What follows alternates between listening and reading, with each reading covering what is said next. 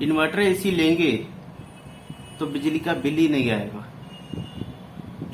अगर हम inverter AC ले लेंगे तो इन्वर्टर लगवाने की जरूरत ही नहीं पड़ेगी।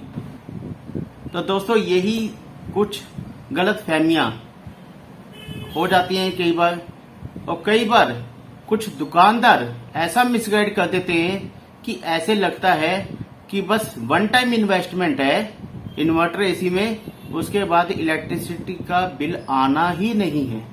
उसके बाद ऐसे लगता है कि बिजली का बिल दोबारा कभी आना ही नहीं है, बस वन टाइम इन्वेस्टमेंट कर दो इन्वर्टर एसी में और बिजली का बिल भूल जाओ। 24 घंटे एसी चलाओ लेकिन बिल नहीं आएगा।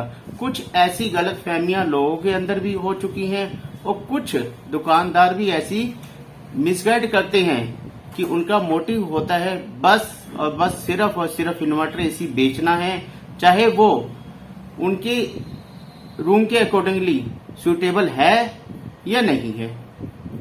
तो कुछ ऐसी गलत फहमियां हैं जो कि आपको समझनी चाहिए, जो कि मैं आज इस वीडियो के अंदर आपको क्लैरिफाई कर दूंगा कि आपके रूम के लिए इन्वर्टर एसी सूटेबल है या नहीं है। दोस्तों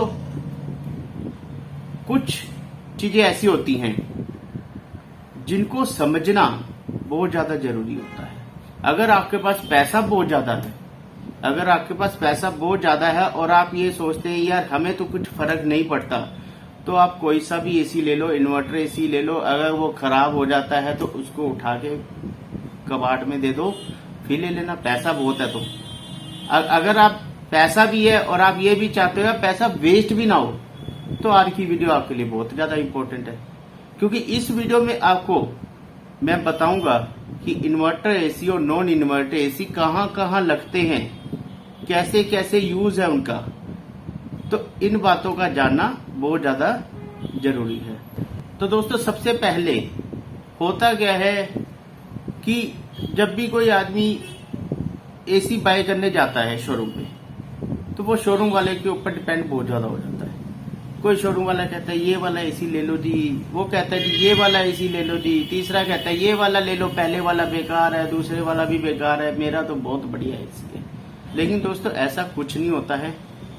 अगर आपने एसी लेना है तो उसके बारे में जानना बहुत ज्यादा जरूरी है, नॉलेज होना बहुत ज्यादा जरूरी है कि अगर आपके रूम के अंदर इन्वर्टर एसी लगेगा तो वो कितनी कूलिंग करेगा, वो कितनी इलेक्ट्रिसिटी सेव करेगा, इलेक्ट्रिसिटी सेव करता भी है या नहीं करता ये भी पता होना चाहिए।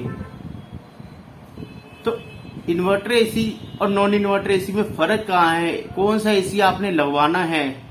हो सकता है इन्वर्टर एसी आपके रूम के लिए सुटेबल ही ना हो सकता है इन्वर्टर एसी आपके रूम के लिए सुटेबल ही ना हो, नॉन इन्वर्टर एसी ही आपके लिए काफी सुटेबल हो। इन्वर्टर एसी कैसे चलता है? इन्वर्टर एसी हर जगह आपके लिए सुटेबल नहीं होगा।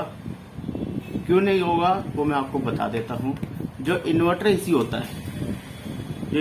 होता है वो अपने आप ही स्पीड चेंज करता है। जैसे आपने अपने रूम में एसी लगाया, इन्वर्टर एसी, और उसको ऑन कर दिया, वो 1.5 टन का एसी है सपोज करो आपका, वो 0.75 टन से स्टार्ट होगा, 1 टन में जाएगा, 1 टन से 1.5 टन में जाएगा। अब जैसे मान लो आपने 24 डिग्री टेम्परेचर सेट कर रखा है, तो वो धीरे धीरे जब रूम आपका ठंडा हो जाएगा तो वो 1 टन में कन्वर्ट हो जाएगा, और जब वो 24 डिग्री तक टेम्परेचर आ जाएगा तब वो 0.75 टन में कन्वर्ट हो जाएगा। लेकिन उसका कंप्रेसर बंद नहीं होगा, जिससे क्या होगा आपके रूम के अंदर कभी वो 1 टन में कन्वर्ट हो रहा है, कभी वो 1.5 टन में कन्वर्ट हो रहा है, और कभी वो 0.25 टन में कन्वर्ट हो रहा है, 0.75 में कन्वर्ट हो रहा है। तो उससे होता क्या है, जो इलेक्ट्रिसिटी है वो ऑटोमेटिक थोड़ी सेव होती रहती है। मतलब करंट उसने 1.5 टन का लिया पहले, फिर वो 1 टन में आया तो 1 टन का करंट हो रहा है, तो उससे बिजली सेव हो रही है, कम हो रही है, कम खपत हो रही है। उसके बाद 0.75 टन में आ रहा है तो और ज्यादा बिजली सेव हो रही है, तो ऑटोमेटिक सेव तो हो रही है। लेकिन इन्वर्टर एसी लगाना कहाँ पर है, अब ये जानना बहुत ज्यादा जरूरी है। अगर आपका एरिया है सपोज करो 10x15 का, 10x15 का एरिया है और वहां पे आप 1 टन का इन्वर्टर एसी लगा रहे हो, तो वो कामयाब नहीं है। वहां पर कामयाब नहीं है। क्यों? क्योंकि आपने इन्वर्टर एसी तो लगा लिया, लेकिन आपने छोटा एसी लगा लिया। उसके लिए 1.5 टन की रिक्वायरमेंट है। अगर आपका 10x15 का रूम है तो वो उसी हिसाब से कूलिंग करेगा।